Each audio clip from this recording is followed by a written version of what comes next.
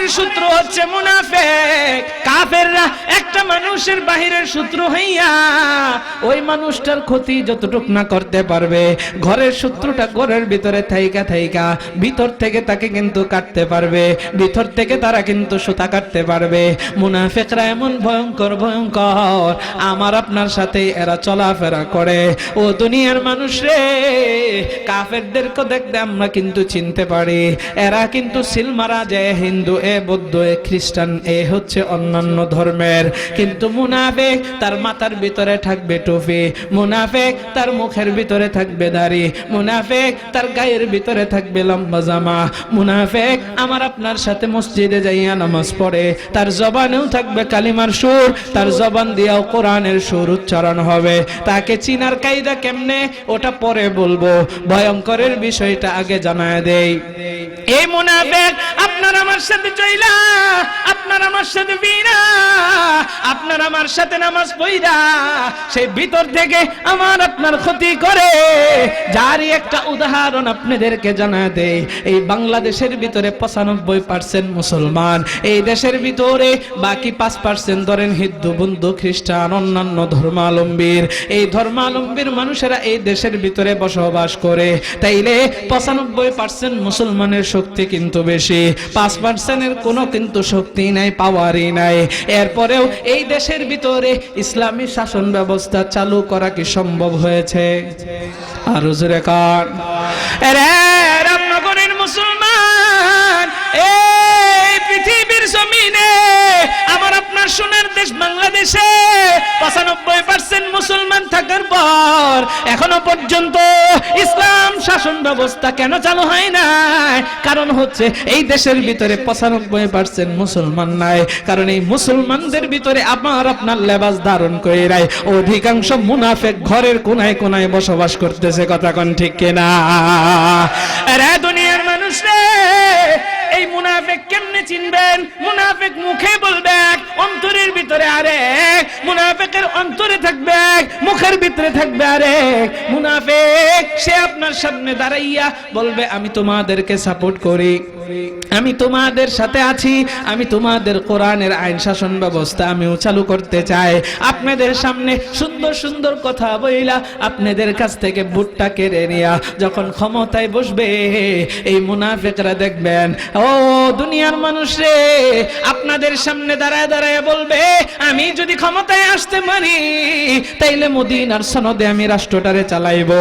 কিন্তু যখন ক্ষমতার ভিতরে চইলা আসে, মসনদের ভিতরে চইলা আসে, তখন ওই যে তার অন্তরের ভিতরে ছিল এক, মুখ দিয়ে বের হইছে আরেক, সেটা প্রকাশ পাইয়া যায়, মুনাফিকি প্রকাশ পাইয়া যায়। চেয়ারের ভিতরে যখন বয় তখন তার মুখ দিয়া যত কথা আসে সব ইসলামের বিরুদ্ধে আসে। কথা কোন ঠিক কিনা? তখন আর ইসলামকে এই দেশের ভিতরে শাসন ব্যবস্থা চালু করতে চাই না, কারণ তার অন্তরের ভিতরে ছিল এক, মুখে ছিল কোরআনের বাণী, অন্তরের ভিতরে ছিল নেফাকি কুফরি। ও দুনিয়ার মানুষ রে, সে যদি কোরআনের আইন শাসন ব্যবস্থা চালু করে তাইলে তার চুরি বন্ধ হয়ে যাবে, তাইলে তার ডাকাতি বন্ধ হয়ে যাবে, তাইলে তার বিধবা ভাতা নেওয়া বন্ধ হয়ে যাবে, সরকারে গরিবের জন্য যে চাল দেয় ডাল দেয় এগুলো তার নেওয়া বন্ধ হয়ে যাবে।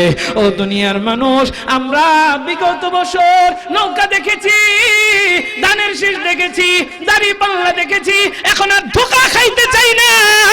এখন আমরা এই বাংলাদেশের ভিতরে ইসলামী শাসন ব্যবস্থা দেখতে চাই। কথা কোন ঠিক কিনা?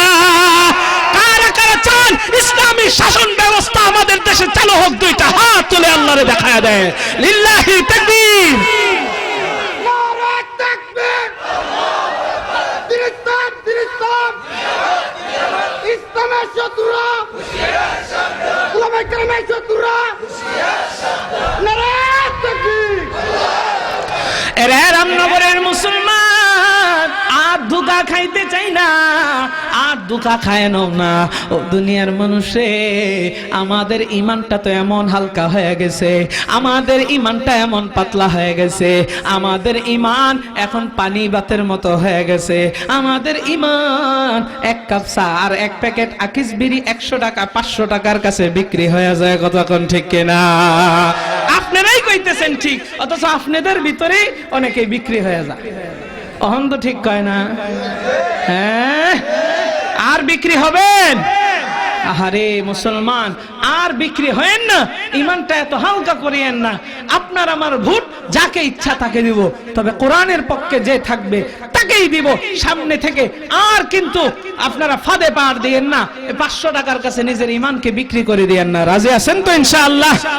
যোগ্য মানুষকে নেতৃত্বে বসাইবেন, দেখবেন এলাকার ভিতরে, সমাজের ভিতরে শান্তি আসবে। আর যদি অযোগ্যরে বওয়ান, তাহলে সব সময় আপনাদের সাথে দুর্নীতি করেই বেড়াবে। আপনি তার কাছ থেকে 500 টাকা নিয়ে বিক্রি হয়ে গেছেন, তারে শেয়ার দিয়েছেন, এখন কি আপনারে আর রাস্তা দিব? আপনারে কি আর চাল দিব? এখন তো আপনারে বাসি দিব। কথা কোন ঠিক কিনা? তখন কেন কোন যে অমুক বালানা? আরে আপনি নিজেই তো বালানা। হ্যাঁ, কি কথাগুলো খারাপ লাগতেছে?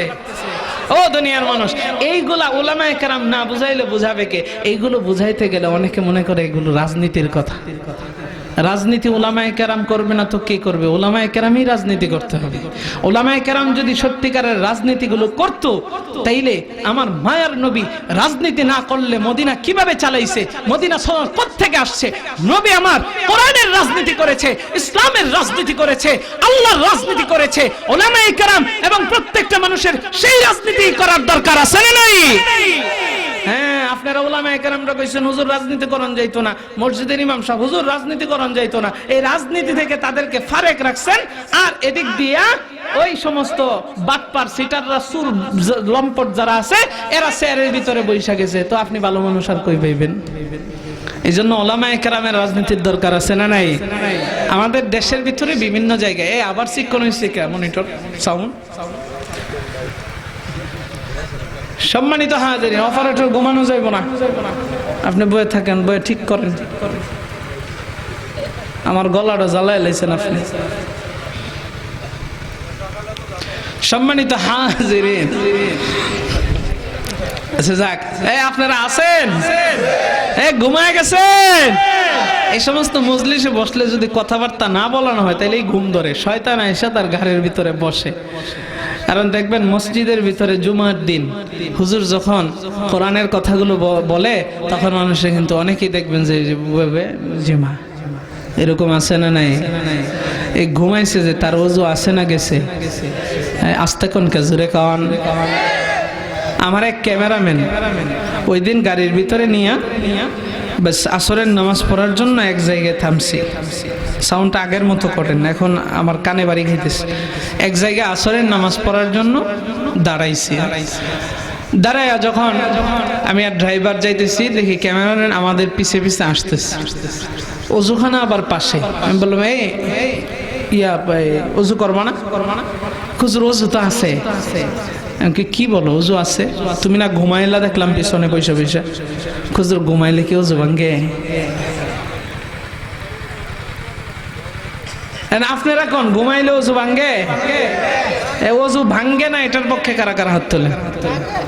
সবাই জানেন যে ওযু ভাঙ্গে।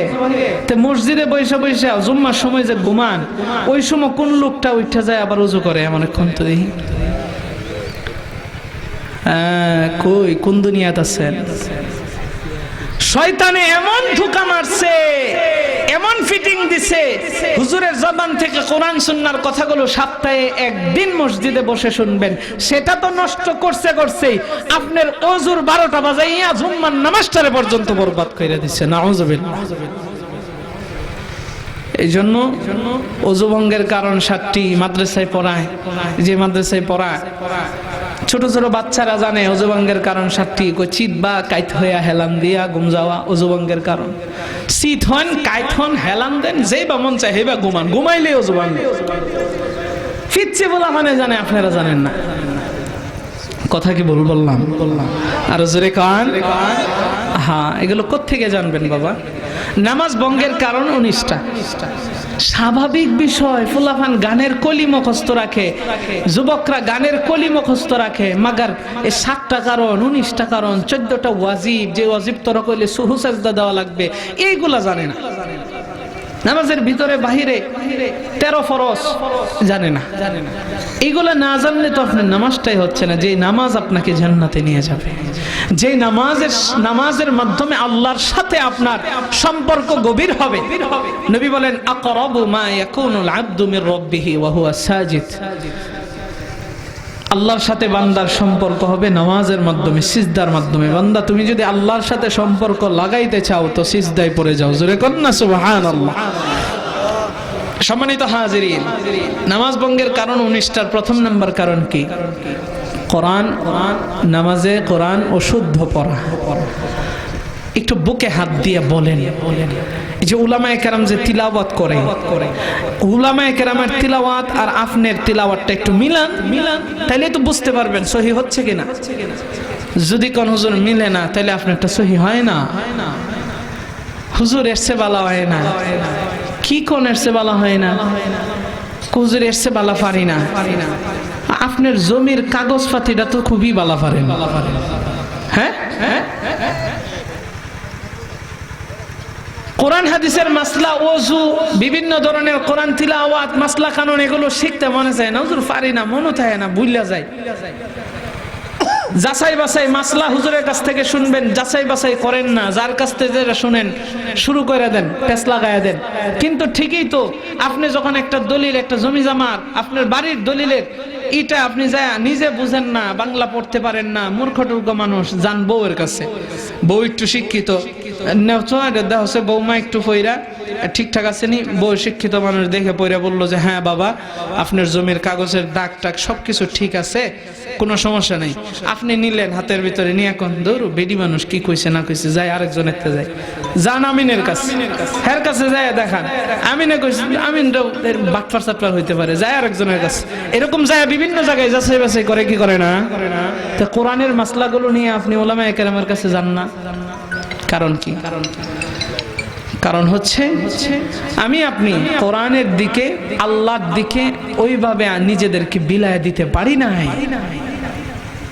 তাহলে আল্লাহর জন্য আমাদের নিজেকে বিলায় দেওয়ার দরকার আছে না নাই? আল্লাহর ভয় আমাদের অন্তরের ভিতরে পরিপূর্ণ রাখার দরকার আছে না নাই? যাদের অন্তরের ভিতরে আল্লাহর ভয় থাকবে এরা কোনোদিনও পথভ্রষ্ট হবে না, লাঞ্ছিত হবে না, অপমানিত হবে না। জোরে কোন ঠিক কিনা? যাদের হৃদয়ে আছে আল্লাহর ভয় তারা কভু পথ ভুলে যায় না।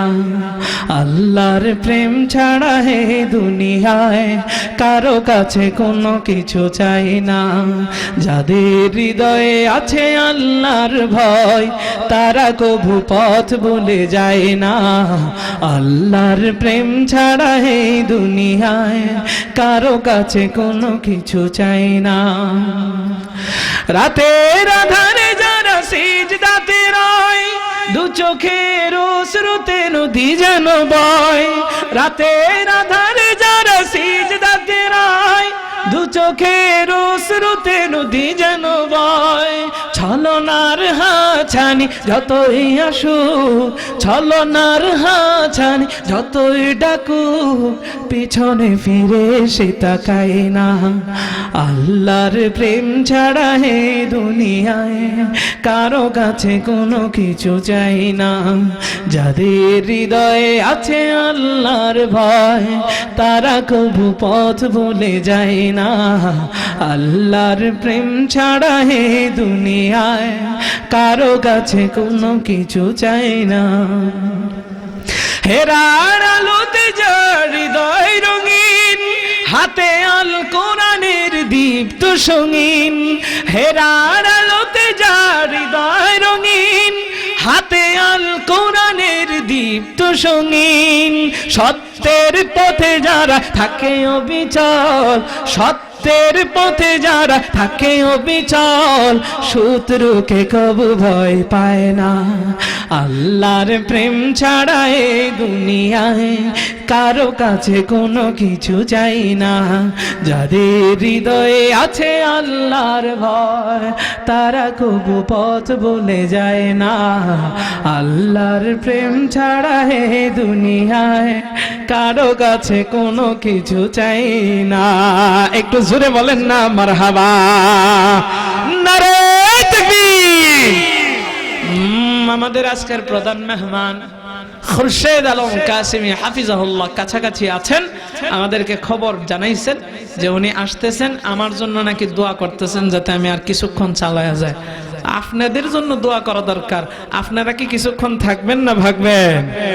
আমারে থুয়েই ভাগবেন? এই কারা কারা আছেন নামান, আর কারা কারা নাই আমারে থুয়ে যাইবেন গা, হুজুরে থুয়ে যাইবেন গা।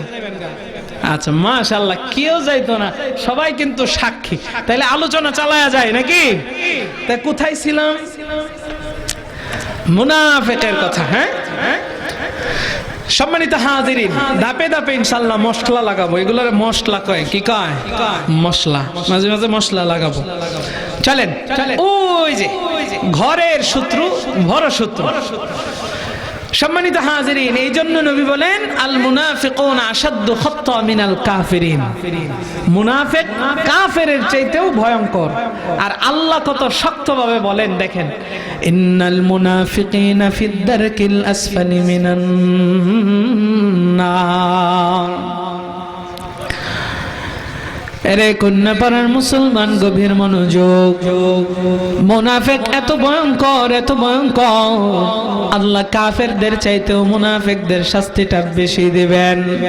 আল্লাহ কোরআনে হাকিমের ভিতরে জানায় দেয়, ইন্নাল মুনাফিকিনা ফিদ দারকিল আসফালি মিনান নার। আল্লাহ বলেন নিশ্চয় মুনাফিকদেরকে জাহান্নামের নিম্ন স্তরে রাখা হবে। এরে দুনিয়ার মানুষরে, জাহান্নামের নিম্ন স্তর মানে কি? আপনার সামনে একটা গুহা আছে, গুহা। এই গুহার ভিতরে যদি আপনি একটা ইটের টুকরা ফালান অথবা মাটির টুকরা ফালান, এই মাটির টুকরাটা সবার নিচে যাবে। যে জিনিসটা আগে ফালাইবেন এটা যাবে সবার নিচে। এটাকেই বলা হয় নিম্ন স্তর। মুনাফিকরা জাহান্নামের নিম্ন স্তরে থাকবে মানে কি? আমার আল্লাহ মুনাফিক দিয়ে জাহান্নামটা উদ্বোধন করবে। জোরে কন্না নাউযুবিল্লাহ। তাইলে মুনাফিক এত ভয়ঙ্কর। এই মুনাফিক মুসলমানদের ভিতরে হয়। আমি আপনি মুনাফিক হয়ে আছে কিনা, আমি আপনি মুনাফিক হয়ে গেছি কিনা, এই বিষয়টা এখনো আমি আপনি কিন্তু জানি না, খবর নাই। তাইলে আমি আপনি মুনাফিক হয়ে গেছি কিনা এটা আমাদের জানার দরকার আছে না নাই? এই বিষয়টা আমি আপনাদেরকে শেষ দিকে জানাইবো। এরে দুনিয়ার মানুষরা, মুনাফিক কতটাই ভয়ঙ্কর। আমার মায়ের নবী, দয়ার নবী, রহমতের নবীকে এই মুনাফিকরা, একটু আগে আপনাদেরকে বলতেছিলাম, মুনাফিকরা আমার আপনার সাথে থাকার কারণে ইসলামী শাসন ব্যবস্থা চালু করতে পারে না।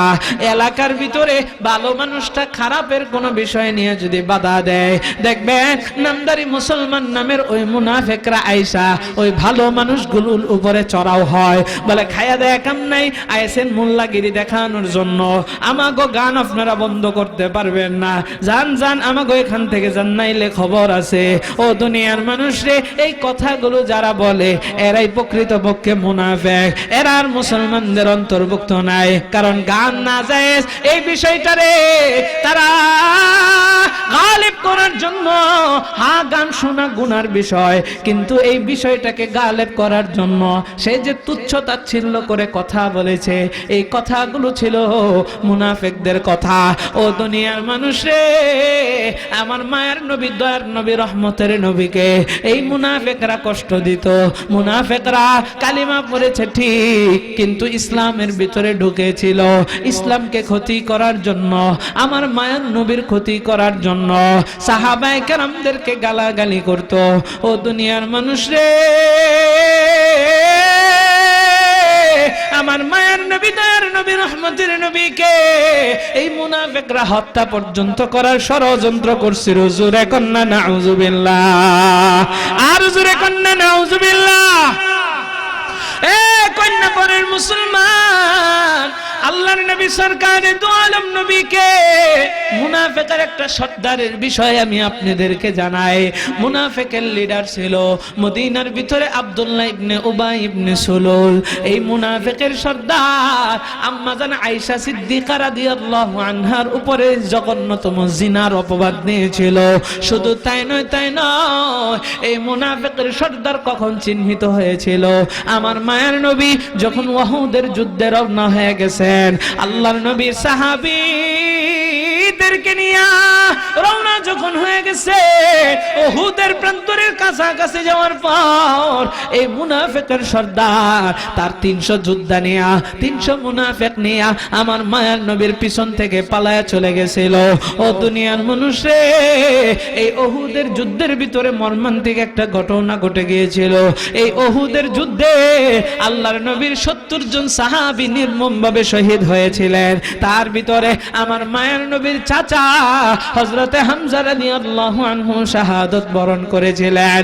ও দুনিয়ার মানুষে, যারা মক্কা মদিনায় গিয়েছেন, এই উহুদের প্রান্তরে এই 70 জন সাহাবীকে দাফন করা হয়েছে।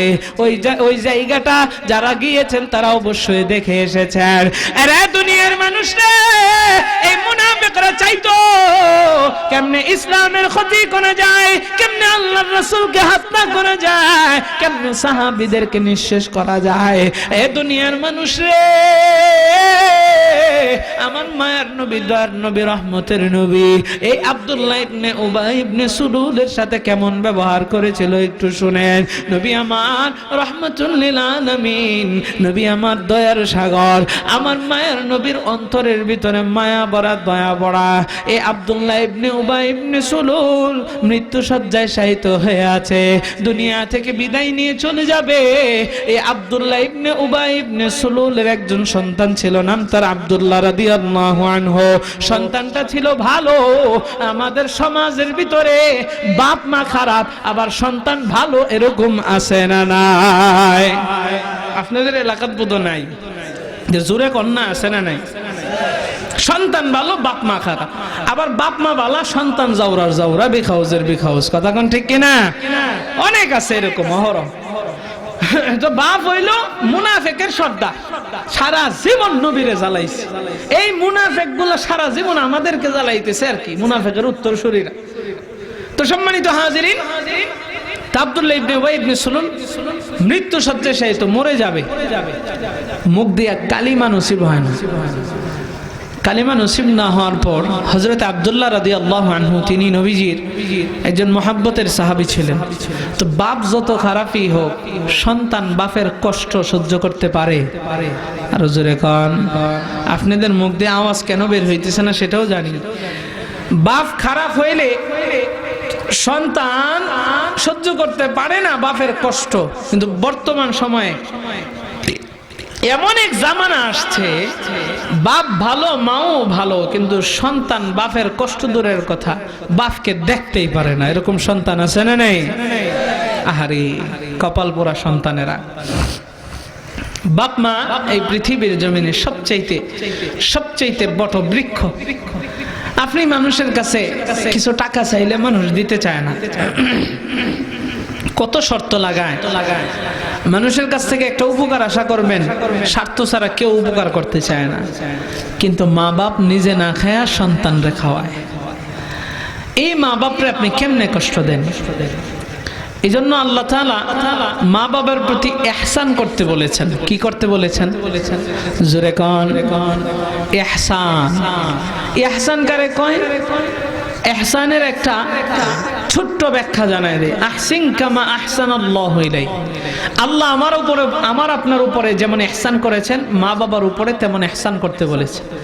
আমার আপনার উপরে কেমন ইহসান এটা একটু বলি। না চাইতেই পায়া যাওয়া। আল্লাহর কাছে আমরা বলছিলাম, আল্লাহ আপনি আমারে কুকুর শুকুর বানায়েন না, মানুষ বানায়েন। কেউ বলছি? আর জোরে কান।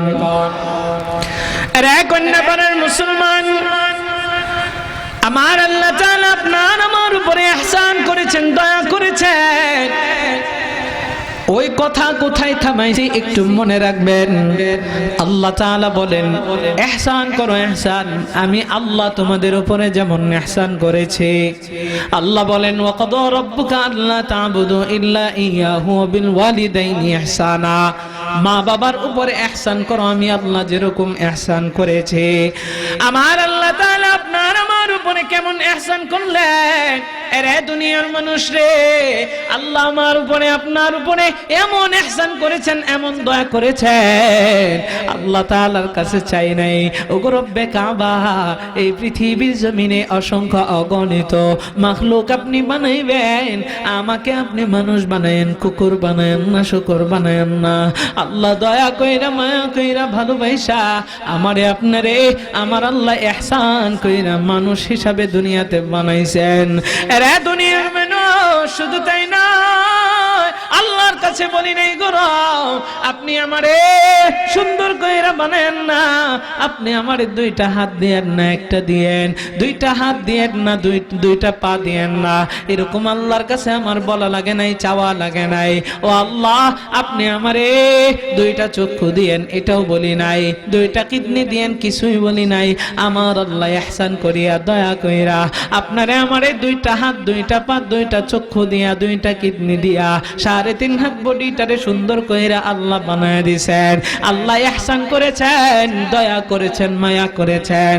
এরপরেও আমি আপনি চাই না রব, আপনি আমারে হিন্দুর করে দিয়েন না, বুদ্ধের করে দিয়েন না, আপনি আমারে মুসলমানের করে দিয়েন। রব্বে কাবাকে একবারও বলতে হয় নাই, রব আমার ইহসান কইরা দয়া কইরা মায়া কইরা আপনারে আমারে মুসলমানের ঘরে বানাইয়া আপনার আমার জন্য জান্নাতটাকে বাড়ি হিসাবে বানায়া দিয়েছেন। জোরে কন্যা সুবহানাল্লাহ। রে কন্যাপাড়ার মুসলমান, গভীর মনোযোগ। আমার আল্লাহ তাআলা পবিত্র কোরআনে হাকিমের ভিতরে আপনাকে আমাকে জানায় দিলেন, আমি যেরকম তোমাদের উপরে ইহসান করেছি, দয়া করেছি, তোমরা তোমার মা বাবার উপরে ইহসান করো, দয়া করো। ও দুনিয়ার মানুষ রে, আমার আল্লাহ কেমন ইহসান করেছেন, দয়া করেছেন, আরো অনেক কথা আছে, ওদিকে গেলাম না। আমাকে আপনাকে মা বাবার প্রতি ইহসান করতে বলেছেন। মা বাবাকে কষ্ট দেওয়া যাবে না, মা বাবাকে কষ্ট দেওয়া যাবে না, আঘাত দেওয়া যাবে না, মা বাবার সাথে বেয়াদবি করা যাবে না। মা বাবা আপনার আমার উপরে যেমন দয়া করেছেন, আপনি আমি ছোট ছিলাম, নিজের হাতে খাইতে পারতাম না, মা আমাকে খাওয়াইছে, হাঁটতে পারতাম না, বাবা হাঁটা শিখাইছে, আপনি আমি কথা বলতে পারতাম না, মা বাবা কথা শিখাইছে। ও দুনিয়ার মানুষে, ছোটবেলায় মা বাবা যেমন ইহসান করেছে, মা বাবার উপরেও সন্তান ইহসান করো। এই জন্যই তো আমার আল্লাহ তাআলা দোয়াটাও শিখায়া দিয়েছেন, রব্বির হামহুমা কামা রাব্বায়ানি সগীরা। আল্লাহর কাছে আমরা দোয়া করি, আল্লাহ মা বাবা আমাদের প্রতি যেমন দয়া করেছে ছোটবেলায়, ওগো রব্বে কাবা, আপনি আমার মা বাবার প্রতি রহম করেন, দয়া করেন। আরে দুনিয়ার মানুষ রে, যেই জায়গায় মা বাবার জন্য আল্লাহ দোয়া বানায় ফেলছেন, সেই জায়গায় মা বাবার মর্যাদা আমি আপনি বুঝি না। ও দুনিয়ার মানুষ রে, এই জন্যই তো নবী বলেন, আল জান্নাতু তাহতা আকদামিল উম্মাহাত, মা বাবার পায়ের নিচে হচ্ছে সন্তানের বেহেশত। আপনি আমার মা বাবা বেঁচে আছে তো আমার বেহেশতটা এখনো দুনিয়াতে আছে, কামাই করতে পারবো এদের খেদমত কইরা। এরে দুনিয়ার মানুষ রে, আল্লাহ আমাদের সবাইকে মা বাবার কদর করার, খেদমত করার তৌফিক দিয়া দেখ। জোরে কোন আমিন। এরে কন্যাপাড়ার মুসলমান, তাইরে বলতেছিলাম, আল্লাহর নবীর সাহাবী হযরত আব্দুল্লাহ রাদিয়াল্লাহু আনহু, তার বাবা মুনাফিকের লিডার হওয়া সত্ত্বেও বাবার কষ্টটা শেষ হইতে পারতেছে না। এবার নবীজির কাছে দৌড়ায় দৌড়ায় আসছে, নবীরে ডাক দিয়া কয়, গো নবী, আমার বাবা দুনিয়া থেকে বিদায় নিয়ে চলে যাইতেছে, আমার বাবার জবান দিয়া কালিমাটা বের হইতেছে না। ও নবী, আপনি আমার বাবার জন্য একটু দোয়া করেন, অথবা এমন কিছু দেন যেটা আমার বাবাকে আমি পান করাইলে বা খাওয়াইলে আমার বাবার একটু সাকারাতটা লাঘব হবে, লাঘব হবে। আরে দুনিয়ার মানুষ রে, আমার মায়ের নবী, দয়ার নবী, রহমতের নবী, এবার হযরত আব্দুল্লাহ রাদিয়াল্লাহু আনহুকে আল্লাহর নবী নবী বললেন ওই যে কৌটাটা আছে কৌটাটা নিয়ে আমার হাতে দাও। নবীর হাতে কৌটাটা দিলেন। আমার মায়ের নবী রহমতের নবী তার মুখের থুতু মুবারক কৌটার ভিতরে দিলেন।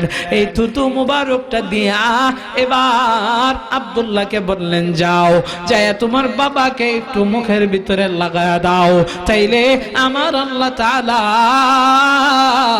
তার জবান দিয়া কালিমাটা বের করতে পারেন, তাকে আল্লাহ তাআলা মৃত্যুর যন্ত্রণাটা একটু লাঘব করতে পারেন। আরে দুনিয়ার মানুষ রে, এবার হযরতে আব্দুল্লাহ রাদিয়াল্লাহু আনহু কৌটার ভিতরে লালাটারে নিয়া তিনি এবার ছুটে আসলেন। বাবার সামনে দাঁড়ায়া বলতেছে বাবা এই যে কৌটাটা নাও, এই কৌটা থেকে তুমি একটু পানি পান করো। তার বাবা বলে এটা কিসের পানি? বলে নবীজির মুখের লালা মোবারক দিয়েছে, তোমার মৃত্যুর যন্ত্রণাটা একটু লাঘব হবে। তার বাবা আব্দুল্লাহ ইবনে উবাই ইবনে সুলুল এই কথাটা যখন শুনেছে সাথে সাথে কৌটাটাকে হাত দিয়া বাড়ি মাইরা ফালাইয়া দিছে। জোরে কন্না নাউজুবিল্লাহ। কত বড় বেয়াদব চিন্তা করেন, নবীজির পবিত্র লালা মোবারক এটার কথা শুই না সাথে সাথে এটা ঝাঁকুনি মাইরা এটা এবার বাড়ি মাইরা ফালাই দিছে। এবার হযরত আব্দুল্লাহ রাদিয়াল্লাহু আনহু তিনি চোখের পানিগুলো ঝরাইয়া ঝরাইয়া কান্দে। বাবার কষ্ট চার সহ্য হয় না, নবী দিয়েছে কষ্ট লাঘবের জন্য এটাও সে ফালায় দিছে। নবীর শানে বেয়াদবি করেছে, এটার সহ্য করতে পারে নাই। এইভাবে কালিমা মুখ দিয়া বের হয় নাই, এমত অবস্থায় এইভাবে যন্ত্রণার সহিত তার মুখটা হয়ে গেছে। ও দুনিয়ার মানুষ রে, বাবা যত খারাপই হোক সন্তান সহ্য করতে পারে না বাবার কষ্ট। আব্দুল্লাহ রাদিয়াল্লাহু আনহু বাবা দুনিয়া থেকে বিদায় নিয়ে যাওয়ার পর দৌড়াইয়া দৌড়াইয়া আবার মায়ের নবীর কাছে চলে গেছে। নবীরে ডাক দেয়া কয় গো নবী, আমার বাবা তো দুনিয়া থেকে বিদায় নিয়ে চলে গেছেন নবী গো, আমার বাবা যেন জাহান্নামী না হয়, আপনি আমার বাবার জানাজাটা পড়াইবেন, আপনি আমার বাবার জন্য দাফন কাফনের ব্যবস্থা একটু করেন। এরা দুনিয়ার মানুষ রে, আমার মায়ের নবীর একজন শত্রু মুনাফিক হওয়া সত্ত্বেও, মায়ের নবীর এত ক্ষতি করা সত্ত্বেও হযরতে আব্দুল্লাহ রাদিয়াল্লাহু আনহুর কথা শুই না আমার মায়ের নবী চিন্তা করলেন, আমার মায়ের নবীর দয়া দেখেন কেমন। মায়ের নবীর এত ক্ষতি করার পরেও আব্দুল্লাহ ইবনে উবাই ইবনে সুলুলের জন্য আমার মায়ের নবী নিজের জুব্বা মুবারকটা তার শরীরের কাফন বানানোর জন্য দিয়ে দিছে। সুবহানাল্লাহ। বাড়ি যায় কইন গো, আরো জোরে গান। ঘুমায় গেছেন মনে হয়, হ্যাঁ তাহলে আমিও ঘুমাই একটু। ঘুমাইছেন?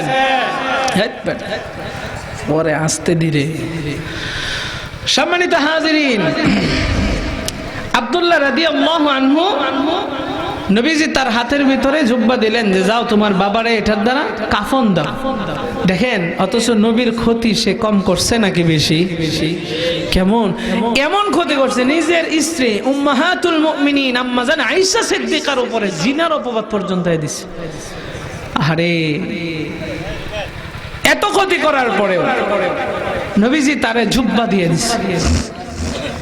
নবীজি বলেন আমি চাই না আমার একটা উম্মত জাহান্নামী হয়ে যাক। উম্মতকে জাহান্নাম থেকে বাঁচানোর জন্য নবী জুব্বা মুবারক দিয়ে দিলেন।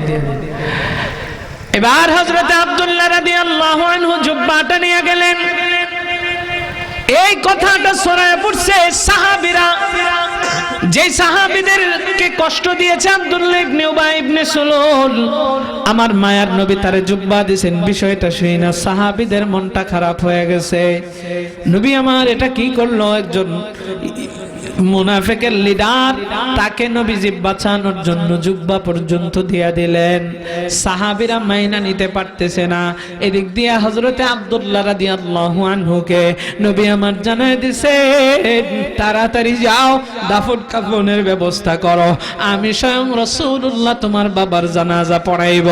সাহাবীরা এই ঘোষণা যখন শুনেছে, সাহাবীরা বিশ্বাস করে না নবী জানাজা পড়াইবে একজন মুনাফিকের সর্দারে, যে নাকি সাহাবীদেরকে গালিগালাজ করত, যে নাকি নবীরে কষ্ট দিত, যে নাকি উম্মাহাতুল মুমিনিন আম্মা জান আয়েশার উপরে জিনার অপবাদ দিয়েছিল, যে নাকি উহুদের ময়দানে যুদ্ধের আগে রাস্তা থেকে পিছন দিক থেকে পালায়া চলে এসেছিল তার বাহিনী নিয়ে, আর উহুদের ময়দানের ভিতরে মুসলমানদের 70 জন সাহাবী শাহাদাত বরণ করেছিল। ও দুনিয়ার মানুষ রে, সাহাবায়ে কেরাম ক্যালকুলেশন মিলাইতে পারতেছে না। এদিক দিয়ে সাহাবীরা আমার মায়ের নবী আসতেছে কিনা এটা দেখার জন্য উকি মেরে মেরে দেখে হঠাৎ কইরা আমার মায়ের নবী হযরতে আব্দুল্লাহ রাদিয়াল্লাহু আনহুর বাবা মুনাফিকের সর্দারের জানাজা পড়ার জন্য রওনা হয়ে গেছেন। এদিক দিয়ে হযরতে ওমর সেও বিশ্বাস করে না নবী আমার জানাজা পড়াইবে, না না না, আমার মায়ের নবী এত বড় একটা মুনাফিকের সর্দারের জানাজা পড়াইতে পারে না। মুনাফিকের সর্দার অনেক কষ্ট দিয়েছে আমাদেরকে। হযরতে ওমর ইবনুল খাত্তাব তিনিও বের হয়ে আসলেন ঘর থেকে, দেখে নবী লাশের কাছাকাছি চলে গেছে। যখন নবী আমার ওই জানাজা পড়ানোর জন্য তৈরি হয়ে গেছে, সাহাবায়ে কেরাম পেছন দিক দিয়ে দাঁড়ায় গেছে। ওমর যাইয়া আমার মায়ের নবী জামা মুবারকের ভিতরে এইভাবে ধরছে আর বলে, নবী আপনি মুনাফিকের সর্দারের জানাজাটা কেমনে পড়াইতেছেন? আপনার কি মনে নাই সাহাবীদেরকে গালিগালাজ করতো? এমনকি আপনার পালক পুত্র যায়েদ, এই যায়েদের সাথে পর্যন্ত এই মুনাফিকরা কত বড় খারাপ আচরণ করেছে। ও নবী, এই যায়েদকে মুনাফিকরা হত্যা করার জন্য কত বড় ষড়যন্ত্র করেছে। এই যায়েদ হইল নবীজির পালক পুত্র। আমার মায়ের নবী যায়েদ ইবনে হারেসা রাদিয়াল্লাহু আনহুকে ছোট থেকে পালতে পালতে অনেক বড় করেছেন। জোরে কন্যা সুবহানাল্লাহ। এই হযরতে যায়েদ রাদিয়াল্লাহু আনহু তিনি ছিলেন আম্মাজান খাদিজাতুল কুবরার গোলাম। বিয়ের দিন আল্লাহর রাসূলকে আম্মাজান খাদিজা তিনি যায়েদকে হাদিয়া স্বরূপ দিয়েছিলেন। জোরে কন্যা সুবহানাল্লাহ। নবীজি তারে সন্তানের মতো মানুষ করেছে।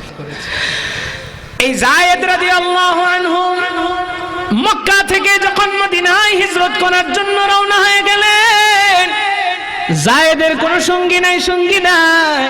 এ দুনিয়ার মানুষ রে, যায়েদ সঙ্গী ছাড়া যখন রওনা হয়ে গেছে, রাস্তার ভিতরে আতঙ্কের ভয়। কিসের আতঙ্ক? কাফেররা তাদেরকে দেখলে আক্রমণ করবে। শুধু তাই নয়, মুনাফিকদেরও ভয়, যে মুনাফিকরা মুসলমানদের সাথে মিশে যাওয়ার কারণে চিনার কোনো কায়দা নাই।